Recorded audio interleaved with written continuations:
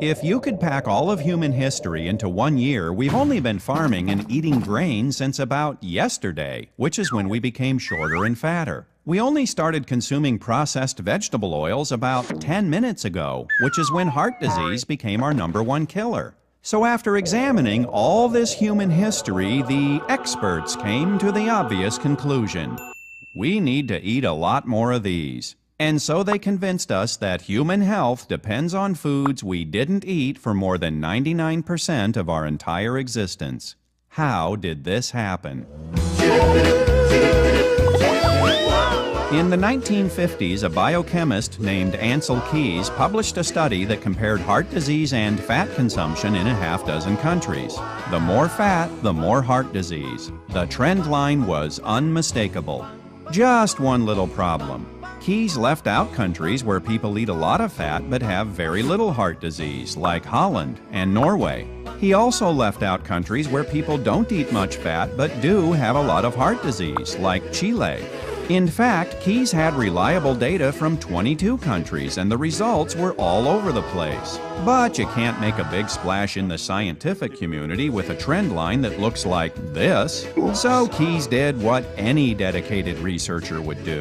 He threw out the data that didn't fit and published his results. His punishment for this bit of scientific chicanery was to get his picture on the cover of Time magazine.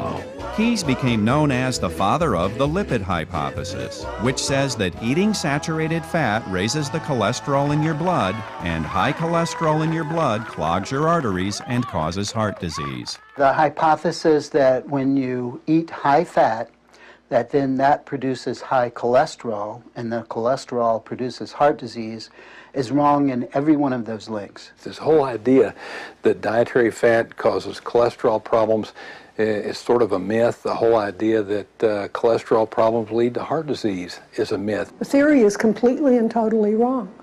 It was a theory that was made out of whole cloth and then pushed. The term artery clogging saturated fat, it's as though it's all one word. It's become part of the zeitgeist. Everybody knows saturated fat is bad for you, but when you get back and you start looking at the medical literature and you root back through to find out where this whole idea came from, it's bogus. 3 authors who did root through the medical literature are science writer Gary Taubes, Swedish doctor Uffe Ravenskov, and British doctor Malcolm Kendrick. When they examined the data from all the big studies on heart disease, they discovered some pretty interesting facts. Here's my favorite. Guess how many studies actually prove that a high-fat diet causes heart disease? The answer? 0. That's right, none. In some of the largest studies ever conducted, researchers put thousands of volunteers on a low-fat diet and then tracked their health history for several years. The results? Nothing. They had just as many heart attacks as people who weren't on a low-fat diet. Since 1948, the Harvard Medical School has been following the diets and death rates of the entire population of Framingham, Massachusetts. One of the researchers involved in the Framingham study called the lipid hypothesis the greatest scientific scam of this century, perhaps of any century. And after more than 40 years, even the director of the study made a rather startling admission about what the study data actually shows. The more saturated fat one ate, the more cholesterol one ate, the lower the person's serum cholesterol. In other words, a high-fat diet does not automatically raise your cholesterol. Well, what about the second half of the lipid hypothesis? Whether it comes from your diet or not, doesn't high cholesterol cause heart disease? After all, that's what the experts have been telling us for 50 years. Lots of people have bad heart attacks and have low cholesterol. There's not really a huge correlation there. You've got people who have heart attacks and who develop plaque who have high cholesterol, people who have low cholesterol. There's really not any correlation. Michael DeBakey, the famous heart surgeon, compared the medical records of more than 1,700 of his own patients. He found no relationship between cholesterol levels and heart disease. When Dwight Eisenhower had his first heart attack, his cholesterol was only about 165. Wow, that's a nice healthy level there, General. So if high cholesterol doesn't actually cause heart disease, what does? The newest theories in heart disease development don't have anything to do with cholesterol. They have to do with inflammation. Cholesterol does not cause heart disease. Cholesterol is the thing that heart disease acts upon. The heart disease is the inflammation and the oxidation, the plaquing out of cholesterol once it becomes oxidized. So many people have been found that have low, normal or low cholesterol, and they still have bad heart disease. But most of those people, when they're checked carefully, will have signs of inflammation. To understand how inflammation can cause heart disease, let's look at what cholesterol actually does. Cholesterol is one of the most important substances in your body. Without it, you'd be dead. Your brain and your nervous system are full of cholesterol. The walls of your cells depend on cholesterol. Nearly all of your hormones are made from cholesterol. This stuff is so important, almost every cell in your body can make its own cholesterol if it has to.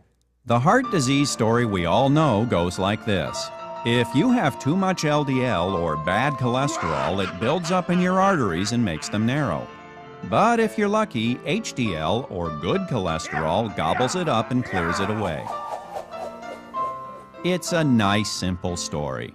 And it's a load of baloney. For one thing, LDL and HDL are not cholesterol. They're proteins that carry cholesterol through your blood. LDL carries cholesterol from your liver to your tissues, and HDL carries old cholesterol back to your liver where it's recycled. If you want more HDL, the last thing you need is a low-fat diet. What makes HDL go up? Fat in the diet. That's what raises HDL. So you increase the fat in your diet, and your HDL, deemed by even the most fervent anti-cholesterol person as the good cholesterol, HDL goes up. That's right. In spite of what the experts told us, 27 different studies have shown that eating saturated fat raises your HDL. And despite its bad reputation, not all LDL is actually bad. LDL comes in different size packages. They're little small, dense, BB-like packages, and they're big, round, fluffy, cotton ball-like packages. And the small, dense ones, it turns out, what's called the type B LDL, are the most harmful ones. And the big, fluffy ones aren't particularly harmful at all. Heart disease doesn't begin when your cholesterol goes up. It begins when your arteries become damaged or inflamed. LDL then does exactly what it's supposed to do. It brings in cholesterol to help the healing process. But if small LDL becomes damaged by oxidation, it can penetrate the wall of the artery. If the inflammation and oxidation continue, a plaque begins to form. Now you've got heart disease. So does a high-fat diet produce too much small LDL? Nope.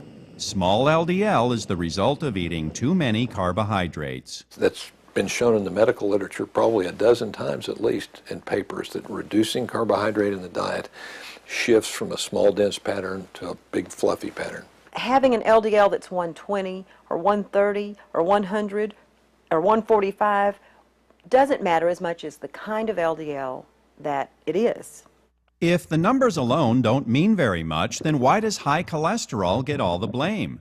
Research consistently shows that smoking, elevated blood sugar, and emotional stress can cause inflammation, damage your arteries, and lead to heart disease.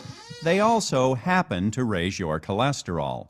So by blaming cholesterol for causing heart disease, the experts relied on logic that makes about as much sense as this. In high crime areas, there are more calls to the police.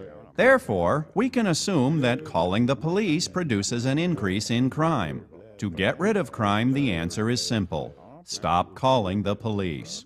But in spite of all the evidence that cholesterol is just an innocent bystander, the experts keep trying to bring it up on charges.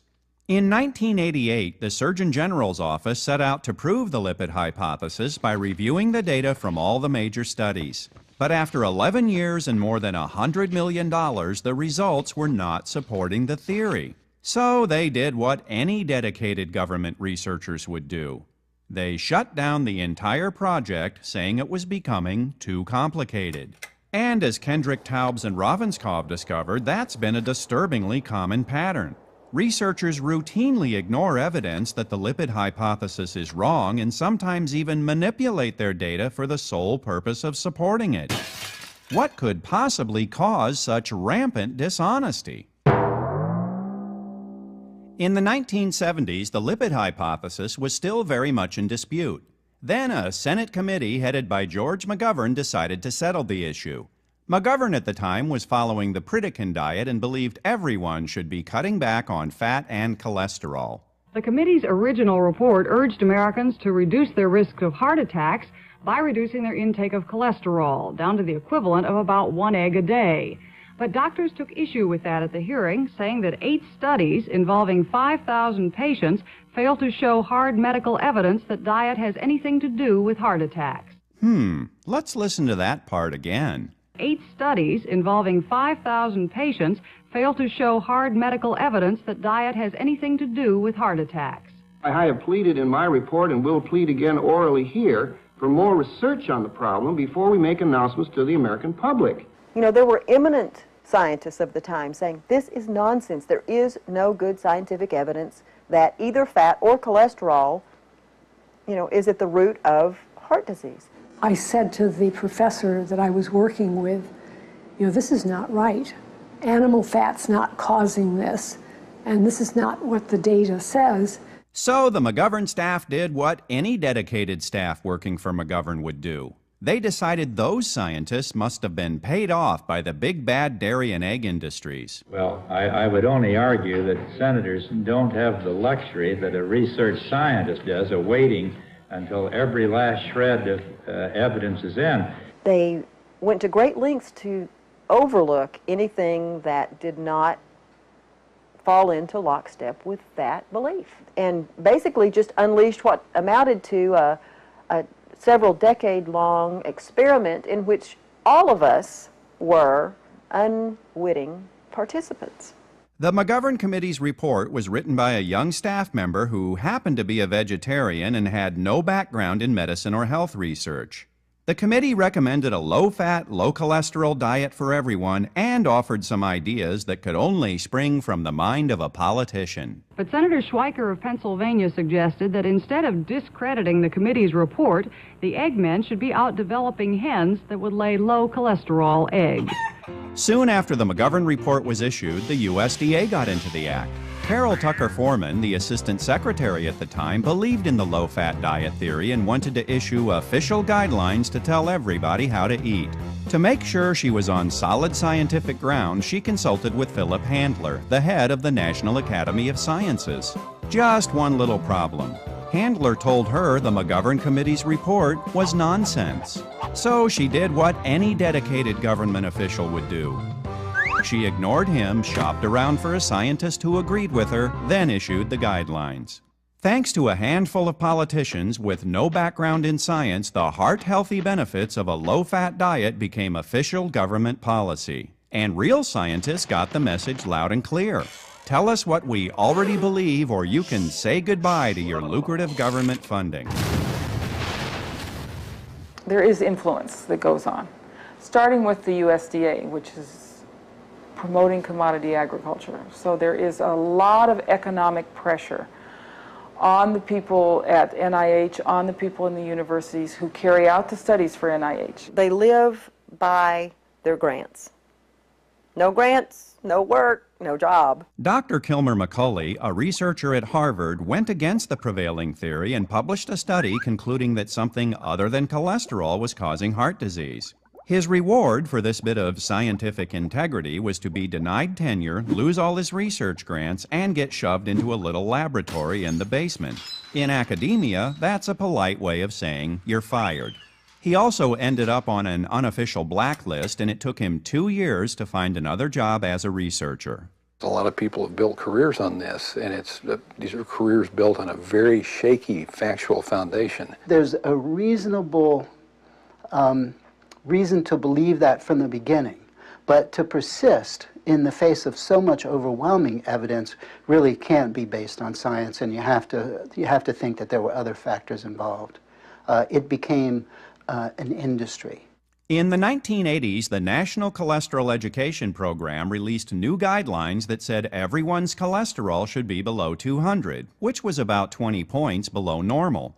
And here's a strange coincidence. Most of the scientists who wrote those guidelines just happen to have a financial relationship with the companies that make cholesterol-lowering drugs called statins.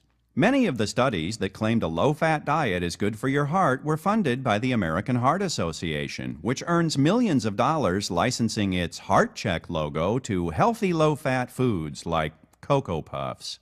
If the lipid hypothesis ever goes away, that logo just became worthless. Give this another decade, and that hypothesis will be on the junk pile of history because it's not true. Okay, so maybe the lipid hypothesis isn't true. So what? What could possibly be wrong with cutting back on saturated fat and getting your cholesterol as low as possible? We now have this terrible phobia of fat, of animal fat, which the body needs to be normal, to be healthy. Your immune system is fat dependent. I mean, your brain is fat dependent. Your skin, your hair, your nails, all these things are fat dependent. Your sex hormones are fat dependent, are cholesterol dependent. They're made sort of on a cholesterol molecule. If you are elderly, over the age of 60, and if you're a woman of any age, the cholesterol is a complete non-issue. In fact, the higher your cholesterol, the longer you live. And this shows up in study after study. And yet, in spite of those studies, drugs that lower cholesterol are being marketed to women. But take a good look at that little disclaimer. If it doesn't prevent heart disease, why on earth would you take such a powerful drug? There is absolutely no benefit for women of any age in taking statins. I mean, statins are a waste of money for women. There's some real problems with taking statins. Memory loss, muscle problems, and osteoporosis in women. I mean, there are a lot of reasons that you wouldn't want to take statin drugs. And low cholesterol is a predictor for depression, suicide, violent behavior, strokes, and cancer. It's much better to have high cholesterol than lower cholesterol.